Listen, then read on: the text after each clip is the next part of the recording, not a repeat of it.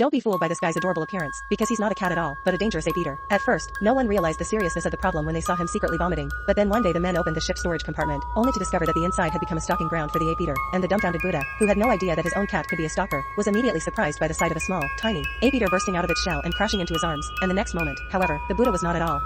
angry, but perverted, and tricked all the crew into coming over to him. Then a tiny ape-eater broke out of its shell and hit the old Buddha, and in a moment of motherly love, he scooped up the little one in his arms, but in the next moment, however, the old Buddha, instead of getting angry, perverted himself and tricked the entire crew into coming over here to serve breakfast to the hungry beasts. A girl was quick to dodge the beasts, but she didn't have time to rejoice before she realized that two pair of meowing pears were staring at her imploringly, and a man in the stern of the boat was horrified to discover that he was being watched by an evil sanctuary cat, and so the crew was quickly devoured by the beast, and by the time the women came to stop it, it was too late for the old Buddha to tell him his plan, which turned out to be to use the beast's immense devouring power to get the entire crew of 300 or so to evacuate from the exploding ship, and before it was too late, they were on board one of the escape pods, a ship they thought had been built by the beast, and which had been built by the beast.